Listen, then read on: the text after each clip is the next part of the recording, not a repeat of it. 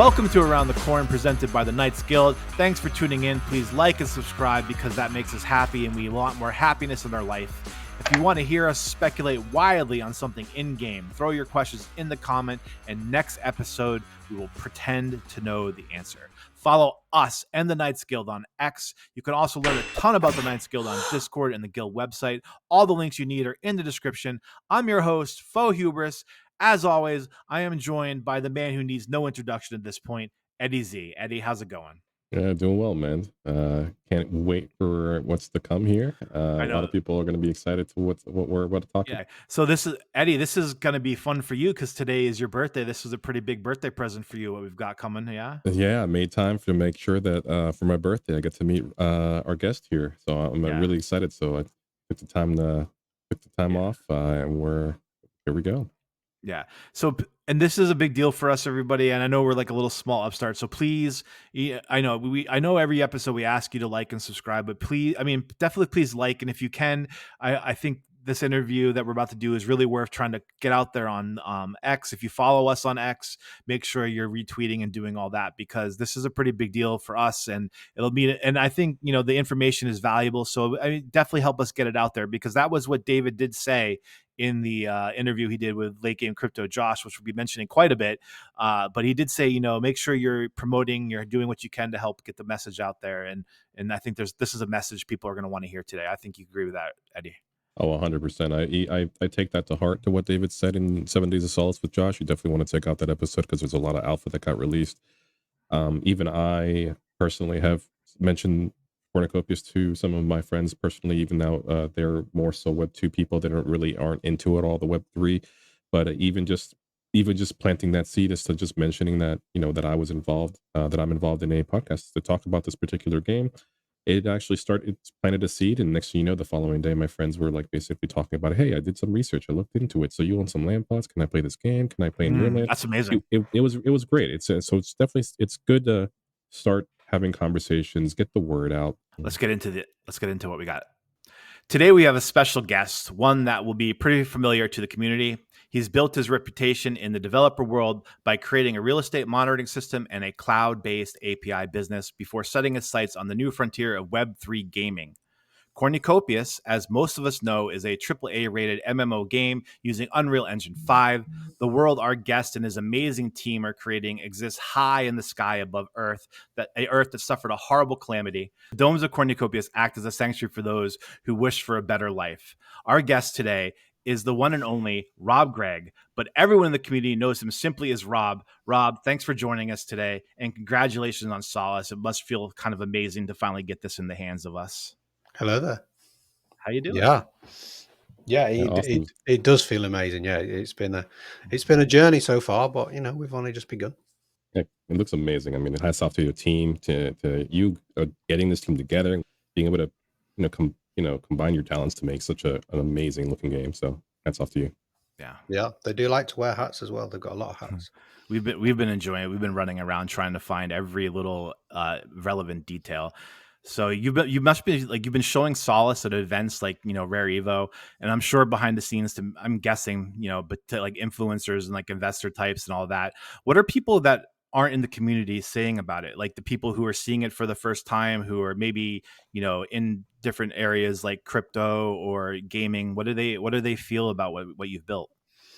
I think there's a mixture. When we do go to the conferences, we obviously have some that are aware of us. So they know the game and they they look forward to coming and playing and meeting the team. We then, when we went to Consensus really didn't have a gaming presence. There was maybe 2 or 3, and they were like single booths. So we were there with like 5 screens. Majority of people, they had no idea that what a game has got to do with crypto. They were saying, well, how is this to do with the blockchain? But that was great because that meant they were stopped. They were drawn in by the people playing, or the montage we had in the middle. And that gave us then a real opportunity to introduce them to how, well, what blockchain and gaming is. And yeah, it was a real good icebreaker. And yeah, everybody that's seen it obviously comments on the graphics because the graphics are second to none. But I mean, yeah, when you actually learn about the vision and how it can change gaming, then then you start to, you see light bulbs going off in people's heads, which is really good. So when you're like at consensus like that and no one and people are just like, "Oh, there's a game." Is that kind of like an advantage or is that like a disadvantage where people are they so jarred by seeing a game that they don't know what to make of it, or does it kind of Yeah. help you out? Well, I mean, when you go to conferences, really, you're probably on some kind of a corporate do or something. I mean, you've never seen conferences like Consensus where you're paying $1,500 to go in. That's just crazy. Normally, if I've ever been to like a gaming conference, I've maybe spent 20 or 30 pounds Hmm. when it costs hundreds if I've gone to like a Salesforce convention or something. But all of those industry events, really, it's just right. I'm going to go and hunt to see if I can get an umbrella, see how many t-shirts I can get. You're not really interested in the products, maybe one or two. You've gone there for a reason. Hmm. um, but when you see a game, that's actually, oh, wait a minute, I'm actually interested in this because most people are gamers, so they stay around. They don't just have the small talk and, oh, can I have a t-shirt kind of thing. They have the small talk and, can I have a controller? I actually want to play. It's Mm. completely different to anything else. I don't know if you've ever been to a gaming convention, but they're really exciting, those that actually have playable games. It must be pretty cool to see like your hard work pay off like that, and to see that like keep the gears in that person's head kind of just going, right? When you Yeah, I first love start it. talking about the crypto and that engagement between them, that's kind of a nice experience. So Yeah. that's awesome. And you kind of not you don't really need to talk about the crypto side. We just mainly talk about the game, and then the conversation seems to naturally go into that when they've played the game. Then they come away. Then they actually want to know about the crypto side. So it's more about the game really that pulls them in. I love that. That's exactly what we need. What we've always said is just to really promote the game side of everything first. Yep. A very Uh, very yeah. noisy apple juice. We were wondering if we should like ask what you're drinking today, because like, but I mean, that's like the Kopi shtick. Our shtick is where I just kind of make fun of Eddie in the first 3 minutes of the podcast. So we were like, Yeah. let's not make fun of Rob too I, much. It's fine.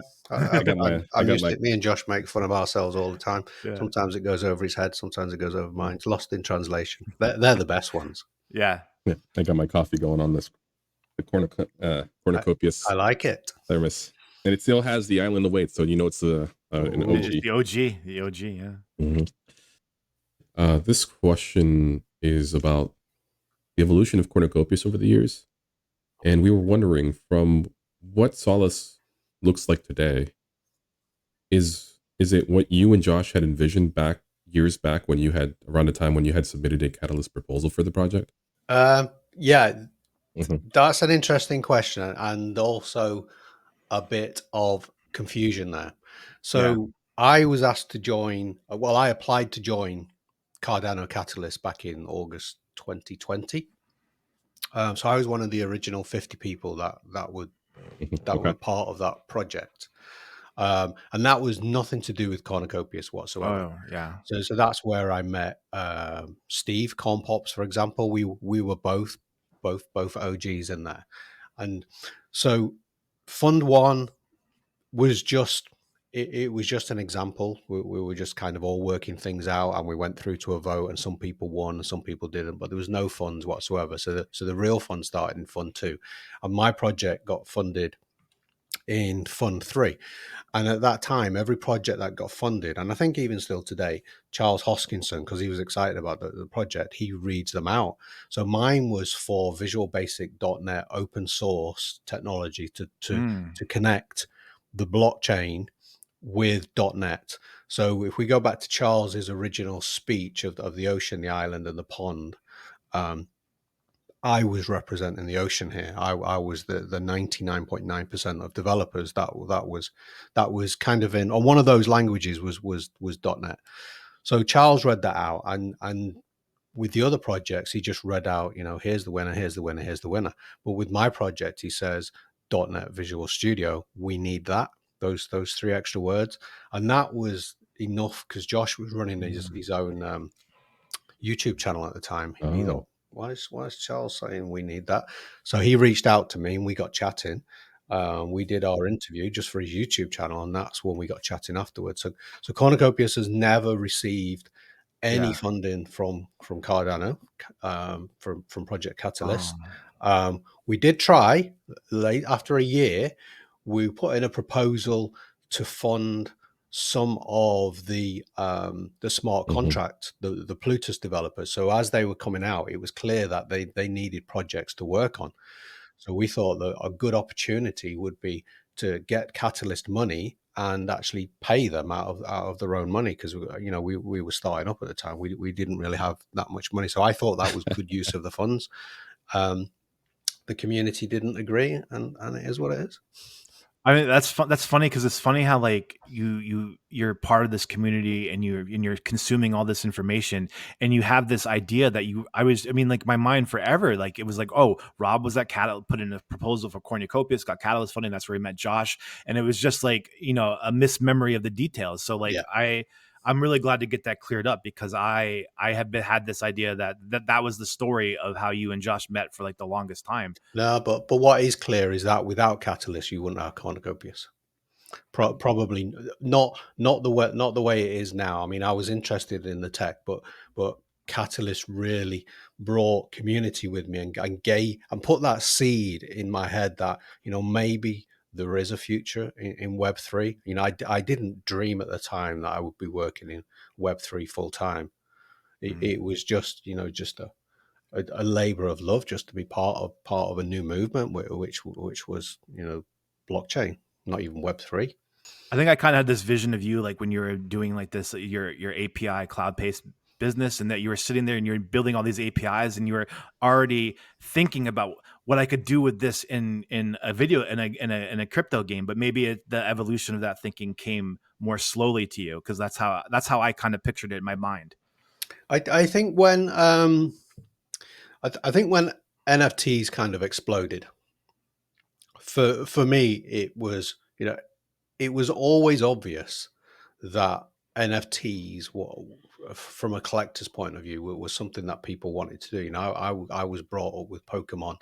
I know people that I really like baseball cards and that kind of thing. I've always done like football stickers and soccer stickers. So collecting, look behind me, there's tons of stuff that I'm hoarding. and it immediately struck me that playing games like Fortnite or any game that has any kind of skin or any weapon in it was just an NFT. That almost struck me immediately as soon as I heard the term and what was going on. So yeah, for me, those dots joined together pretty quickly. But to go back to that question, Rob, what do you? The game's changed so much. Is this where you thought you would be, like in this dystopian world, or was the game more geared towards a certain like group of people back then? Like how did we get here? Because it seems so different. Yeah, I mean, I definitely didn't expect to grow the team or have a team of 50 people as quickly. So I always thought this was going to be like a smaller game. I would probably get together with a few contacts that I've got, and it might be like a labor of love. But the idea again came from kind of that speech of the island, the ocean, and the pond. This the island awaits. Everything for me was going to be just built on one island. So the original idea was as an island where you could go to different parts of the map, and there was kind of like an Egyptian area. So we'd have all these pharaohs in there. Then you could move over into the Wild West. To be fair, that was always there. Then there was another bit with dragons and another bit with dinosaurs. So the themed area was always there, because that was heavily inspired to me by going to places like Disneyland or theme parks. I love the ideas of going from one experience to the next. So that was always there. And I've always enjoyed games like Club Penguin or Shenmue, where you're playing a main game, but then your side quest is something completely different. Again, that fits in with kind of like you're going on a roller coaster, then you're going on somewhere else. And so I always wanted to take people out of the main experience, do something else, come back. If you look at Among Us at the moment, I don't know if you played that game, but part of that, you go in and do all these really basic puzzles with inside it. So it's just, I just think that's how people kind of think. And nowadays with this modern generation, the TikToks, I mean, they can only concentrate for 5 seconds. So actually the idea of having one game and then being distracted by another game and then coming out and doing something completely different, actually I think fits in well with the way everything's going at the moment.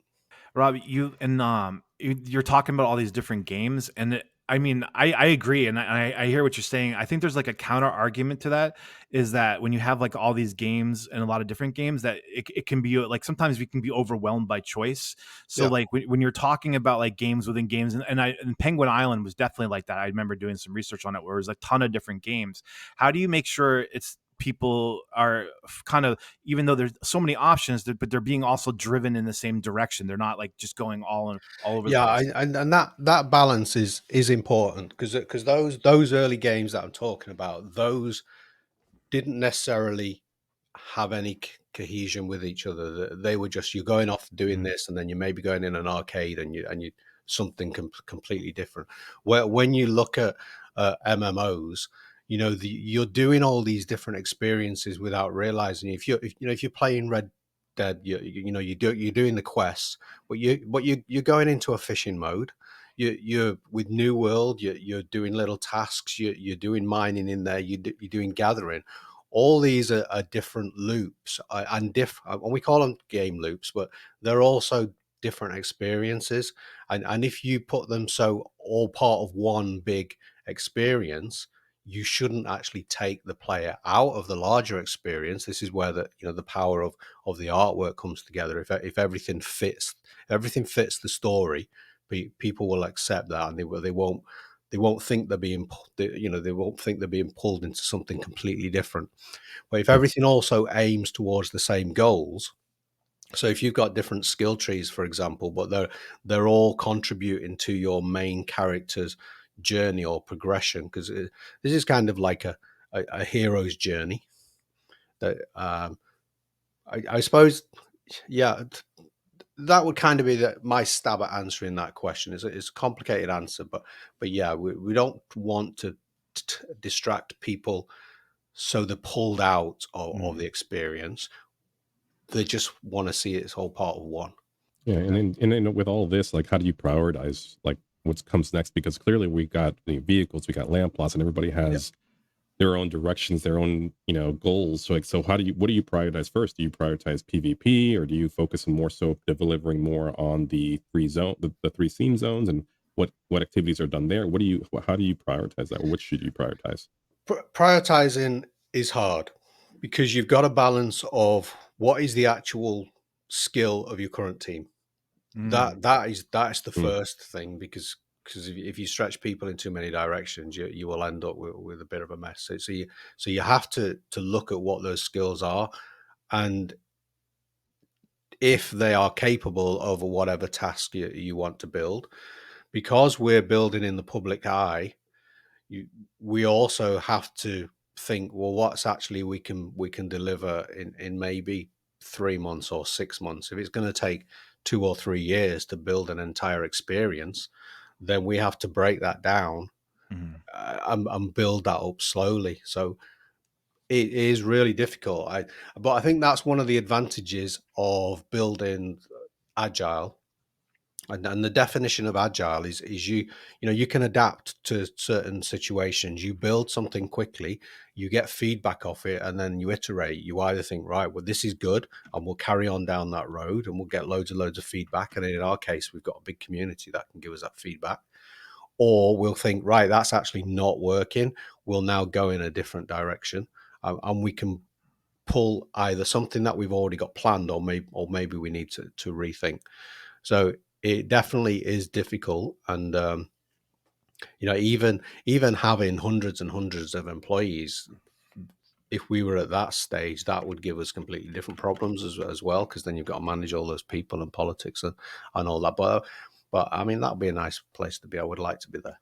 Oh, I was going to actually ask, because when you were saying, uh, would you rather 50 to 100 staffers, or would you like that like juggernaut of 1,000 people? No, I think smaller. I think the sweet spot would be somewhere between. I mean, at this stage, I think it would be somewhere between 125 and maybe 200. I'm not quite sure, because we're not. Depends how the team split up, but also what I can see is maybe then different products. So different products then might spin off different departments, or even potentially different companies, in which case those might have their own 50 staff. So then we could end up with potentially hundreds or thousands of people, but they would then be split over different, either different companies or even potentially different games. You don't know where it's going to go in the future, but the actual individual entities themselves, I don't think they should be more than say maybe 200 people, because you can have too many. You can have too many people, and what you end up doing is you have a lot of bloat, where maybe only 30% of the people are doing work, and a lot of other people are just, Definitely. it's just a job for them. And you want passionate people if you're building games. Yeah, that's so true. I mean, just keep in mind for everybody watching that it's just it really does mean a lot for the comments and the suggestions to be put out there, and just know that even though it's not going to happen in the next 6 months, it doesn't necessarily mean it's being not going to be considered at all in the future. So again, great answer in terms of like saying, I like what you said about that it's based off of your own team's skill as well, because that's how you evolve. But for those things that are coming out, just make suggestions, put comments in the Discord. So now that we have Solace, right? So it's a lot of people are kind of scouting around, and they're kind of nervous as to trying to, hopefully they don't make a bad decision in terms of where they choose their land plot, right?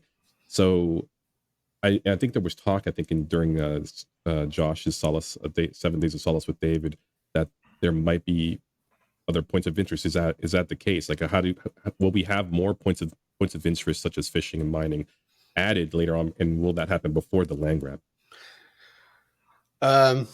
Yeah, this goes back to the game being early. I think we because we had the deadline of Rare Revo, we've definitely released Solace quicker than we wanted to, maybe by a month. So that means that we've not placed everything that we wanted to place. We've not done all the tests. So at the moment, you'll see some land plots that are overlapping with each other. You'll see some places where you look at them, you think, "Whoa, this is a bit OP. I'm definitely going there, but I'm not going there." Well, this is the phase that we're going through now. We're looking at that balance. So there will be more points of interest in there. So if you think you're sat on one spot, or you don't like a particular spot, just imagine that spot as it evolves. But also the whole sectors, they will grow over time anyway. So as people are building their own property, you will also be building your district. So at the moment, you for example, there's huge canyons, and you're thinking, wow, if I want to get there, well, I've got to walk all the way around there. I've got to do all that. Well, there's a few things that could happen there. Imagine that the community wants to put a bridge there. It might be a rope bridge to begin with, but that could turn into a huge bridge over time. Your methods of maneuvering or walking round or running round, that's not going to be the only options in the future. Mounts are Thank coming. God. You will have a lot faster ways of going. So what might be, say, 1,000 meters away, you might be able to get there really, really quick. Or there's other things, but by the end of this year, you'll be able to get around a lot quicker. We'll put it that way. That's good. That's good news for everyone. Although I do think Scott in the Knights Guild is probably like banging his head against the wall, because he's like, more points of interest that we have to find and map. So he's probably They will be coming on the map. So I know you guys have been doing maps. Okay. But, yeah, we've been I'm curious also when it comes to that. Well, if there's abilities to like change your, like, maybe there's a registration period for what you're picking, but will people be able to, like, let's say before the official, like, you're locking your NFT drink down to the land plot, will there be like a way to, I mean, never mind, let me move it over here instead, or before they lock in? Is that something that was thought about as well, or? Well, you're only you that land plot is only locked in after the land grab. So when those NFTs change Yeah. hand and the land plot location is on there, then yeah, there's no move in that. That is where it's going to be. But you will find out more places of interest over the next, well, definitely in the next build, and we're going to add that to the map. But there are also going to be different parts of playing the game, because the game will have, like I say, will have progression, and it'll have skill trees. One of those will be your ability to see things on the map. So if you're, say, getting advanced in mining, then now you'll probably be able to see more mining Oh locations. yeah, that's There'll, cool. there'll Okay. be hidden on there, or hidden stuff on there as well.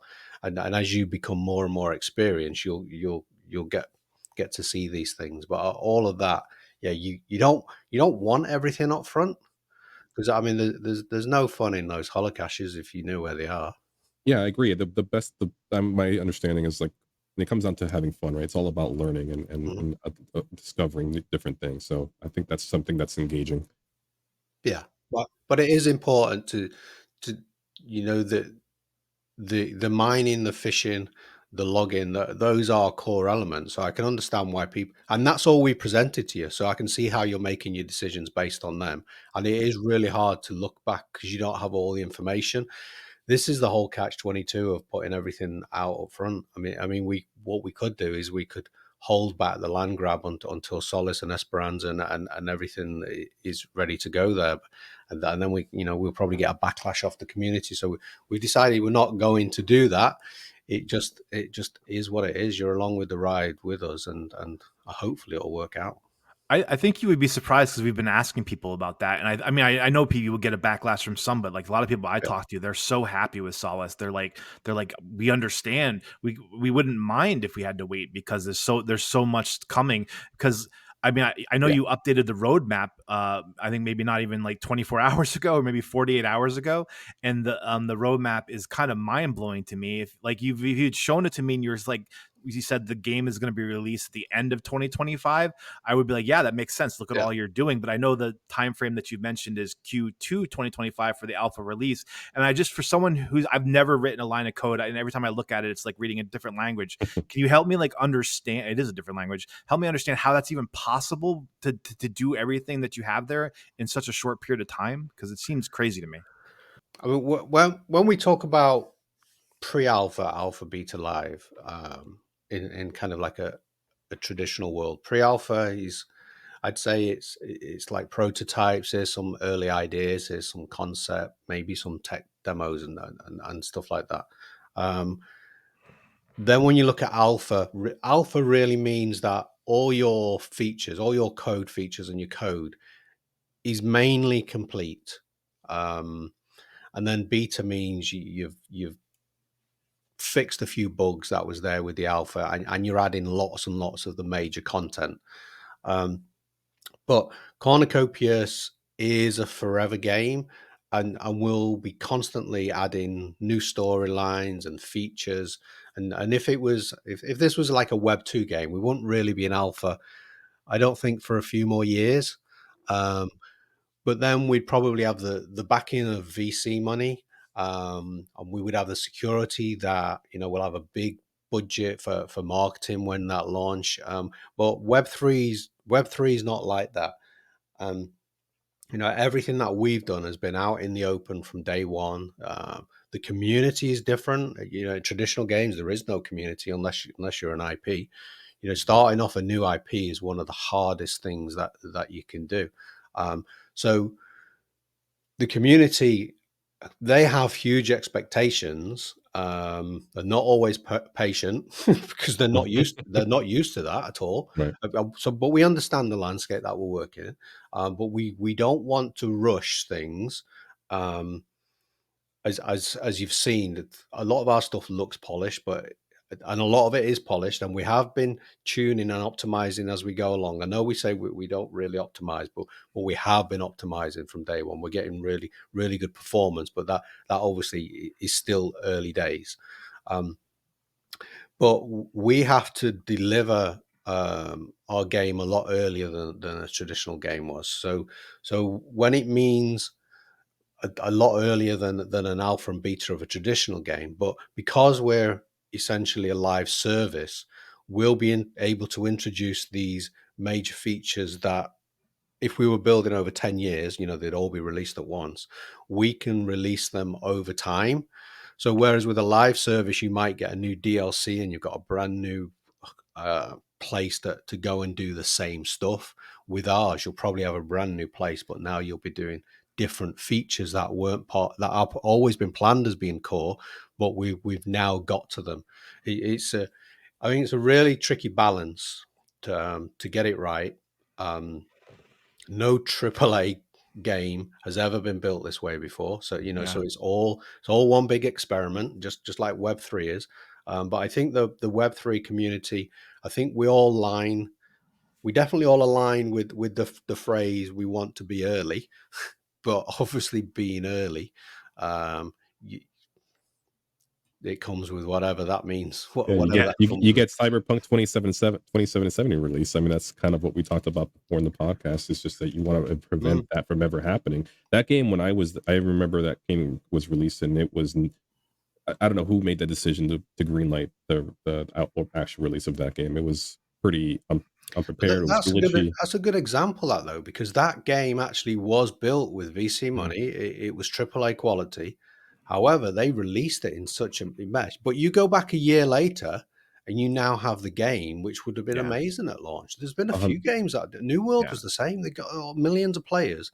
They go down and they just don't come back. Yeah, it just seems like because the negative stays with that, right? It's just kind of just that feeling of betrayal just kind of sticks with you with that when it comes down to the brand of Cyberpunk for myself.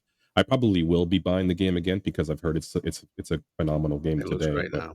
It does, yeah, absolutely. That's one of the few examples where they've released a game that was hated and then righted the ship, because I feel like most of them they don't do that for a whole host of reasons, or they're unable to. It's tricky, and you get something like Final Fantasy 14 when that was first released. That was awful, and they actually took the decision to rewrite everything. So that game was rewritten from scratch. So that actually it was a massive gamble. It cost them a fortune. They had a different direction, and it came out. It did come out great, but yeah, it's really, really tricky. And let's say, and we've seen this. There's games that have been built on Unreal Engine 4, and then Unreal Engine 5 comes out, and within before they've even launched, their game looks out of date. And they've invested hundreds of millions in that game. They still launch it, and I've seen some games that have launched, and maybe they're getting 600 players. So they've took like 7-8 years to build, and within 6 months the studio closes down. Yeah, It's awful to see. People have put that amount of their life into building something which is amazing to them, and then it just goes away so quick. Yeah, I remember you saying something in an interview about David having done work in UE5 before it was released, and how it's been a huge advantage for you. So, like, I mean, over the other scenario where you're building on UE4 versus UE5, what is like kind of that advantage meant in terms of just being able to deliver faster or deliver better? Well, it's actually quite difficult because every time a new game, when you're building on a platform that's not your own, you are in the hands of whoever made them. So so we're in the hands of Epic because they built the Unreal Engine, and every time they bring out a new version, so 5.1, 5.2, sometimes it's like a completely different gaming platforms come out, and as the years go on, the months go on, what you'll do is there'll be limitations within that gaming engine, and you'll go in and you'll want to optimize code, so you won't be using blueprints. You'll probably be using some of the underlying code, and that means that when a new version comes out, so let's say 5.2 comes out or 5.3, you actually, when you upgrade, it breaks everything. And so there's a massive cost to then getting your code even back up to the speed where it was before. So at some point in the future, we will be locked on a version. I don't know whether that's Unreal Engine 5.7, 5.8, 5.9, but we will then be locked, and they will obviously continue to develop. And then they might bring out Unreal Engine 6, and so some people that have been building on, say, Unreal Engine 4, they might be locked maybe 2 or 3 years ago to where that engine was. And now not only can they not take advantages of the new features that came in that version, Unreal Engine 4, but then they're seeing Unreal Engine 5. Everybody's getting nervous. They're seeing all these other games coming out. They're bringing out tech demos. People are copy and pasting Lyra, for example, and just giving it a new facelift, and they're suddenly got a huge head start on all these. It's a really tricky landscape developing. That's why, you know, I'm really pleased that the timing of us launching an Unreal Engine 5 coming out. If Unreal Engine 5 was coming out now, we'd have some serious decisions to make, and it would cost. It might even take us a year to get back to where we are at the moment. But we were really fortunate. We did have to write a lot of our software again, but we were in early days. The team wasn't that big, so there wasn't that much to do. But because David knew it was coming, we built our assets in such a way that we could upscale them should it happen. Yeah, we got really, really fortunate. Smart. But from then, we had to. It's all right being in the right game, but you've got to really take advantage of that. That's what I love that. I mean, and that's why you have roadmaps. I mean, that's kind of because you have to have that sense of direction. And going back to it, like obviously we just talked about that. You just recently updated the roadmap. We might even have an image of it right here. But out of all the things that are coming up, and does anything that you're like really the most excited about right now in that roadmap that you just added? Or see, I'm part of the planning, and I'm excited about nearly everything that's going on. If I had to pick some of the loops, for me, the entire crafting loop, when these all fit together, I love kind of grinding away. So when we have the mines and the farms and the chopping of the trees and then gathering in the wild, and then putting them all together and crafting them into buildings or the trade, when that all comes together, that is going to be so exciting. But in truth, I think the custom domes excite me the most, because what we'll be doing is we'll be taking all the parts that we're building for the larger game, and then we'll be giving that over to the players, and they will be able to create their own mini game. And so I have no idea what that's going to do, but that whole creativity side I think it's going to be really exciting.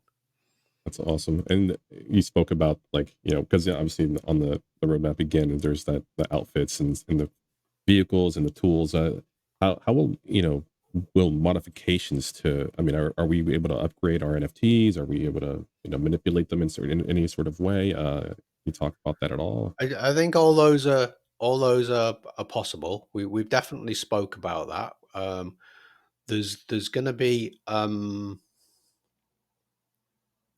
there's going to be a progression path, and what we want to do is we want to keep the progression with the player rather than some of the individual items. Not saying that you won't be able to upgrade. You'll definitely have that path. So you'll be able to start off with basic, and you'll be able to like your pickaxes, build them up as such. But then it's getting this balance between Web 2 and Web 3.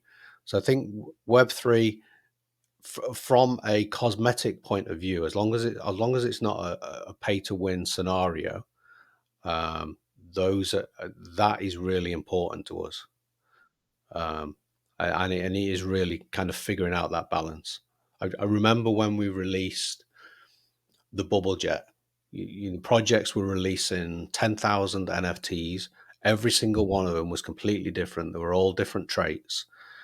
And our bubble jets, you had 5 colors. You had common, uncommon, rare, legendary, and mythic. 5 colors, no different traits.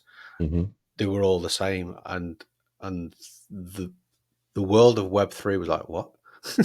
Right. That don't make no sense.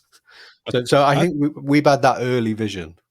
We're coming from Web 2, wanting to really build a Web 2 game that can take full advantage of Web 3, player ownership. Don't go crazy confusing people with all these different crazy traits, because it absolutely makes no sense to me. Yeah, because I picture it, like, when it comes down to NFTs and what you're saying, like, my vision, and this is my speculation of, like, it's a world such as, I always take examples of Grand Theft Auto. You have hundreds of thousands of cars out there that are free, that are accessible. You can pick one off of the street if you wanted to. But in terms of, like, eventually I will be to the point where I'm going to have to do a double take, and I'm like, oh my God, there is the mythic OG custom right there. That you don't see those that often. Yeah. So that's kind of where I see We've seen that in and the tournament that we're on now. Every time you go in, you see a few Rockabilly pink bubble jets, and it's like, you're like, all right. I definitely have some FOMO with those pink bubble jets. Exactly the same speed and acceleration as the common ones. Exactly. But It's not a play to win. Yeah, it's not a play to win. Exactly. You kind of give them the kudos. Exactly. Well, I mean, you mentioned play to win, and I want to kind of ask about that real quick, because play to win is obviously like something nobody wants, right?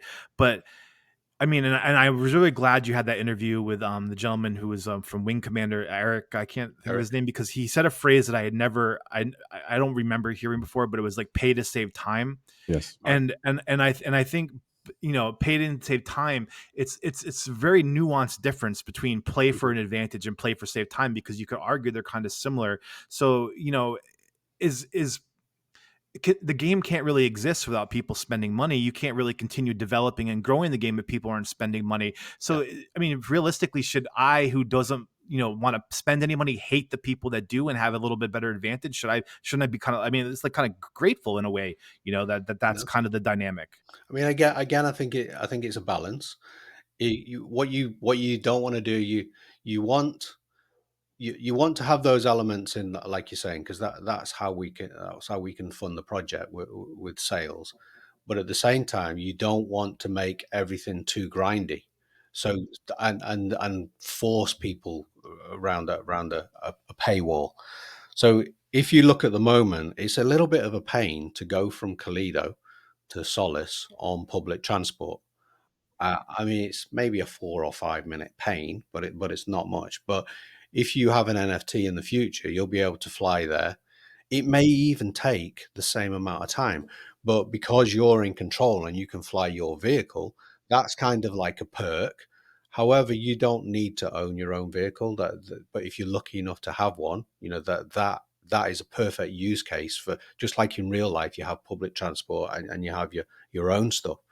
But what you can also do with that is, if you're playing with your friends or part of a group, if that group, say, has their own NFTs and there's a spare seat, you can jump on board with them. That's true. That is true. You can take advantage of that. You don't have to own anything. Cornucopia Uber. I call it the corn Uber, because it's corn Uber. Yeah. Yep. Crazy taxi style, definitely. Eddie, it's awesome that we got kind of about halfway through this interview. How do you feel like it's going so far, huh? Yeah, man, it's great, interesting topics that we've got going on. I really enjoyed the fact that we touched base more so again about setting expectations for everybody, right? Because it's really hard for them to choose. It really opens your eyes behind the scenes as to what they're dealing with, because they have different challenges, and everybody on the community side has their own separate goals as well. So it just puts things into perspective when talking to Rob about that. And just, you just have to be patient, and we have to be patient. And again, just leave those comments and suggestions in the Discord all the time, and in their Kopi Cafe. You want to check out their Kopi Cafe, especially 101, since they have a lot going on there, and the 7 Days of Solace. Yeah, I think when we wrap this all up, when we get through part 1 and 2, and then another thing that we wanna release, I think I think it'd be a really good idea to revisit everything that's happened in the last 7 days, go through it and pick out all the information, especially that David Josh interview, and kind of nitpick it, Hmm. because I think I'm really glad to have both. Josh did his video with David, and it was a great interview because it was so specific on all the stuff that he was getting into. And I love that we can talk to Rob about these kind of bigger picture ideas about, the Web3 landscape and the stuff we're about to get into, about the long-term vision of the game and all, and the stuff we already got into about the history of how we got there that maybe David isn't as familiar with. So I just think it's really good to have both of them on this week, and when we're celebrating Solace, and to hear these two kind of different perspectives on everything. Yeah, and I'm glad that we were able to pivot this interview at the last second, just because so much came out right in the Yeah, last 24 hours, like the roadmap yeah. too. So I'm glad we were able to go ahead and touch base there.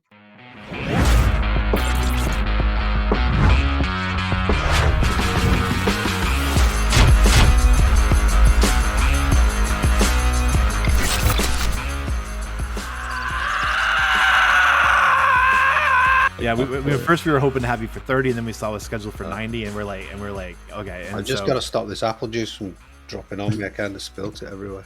So, no. He's like, I gotta hurry up. Like, this is all getting sticky.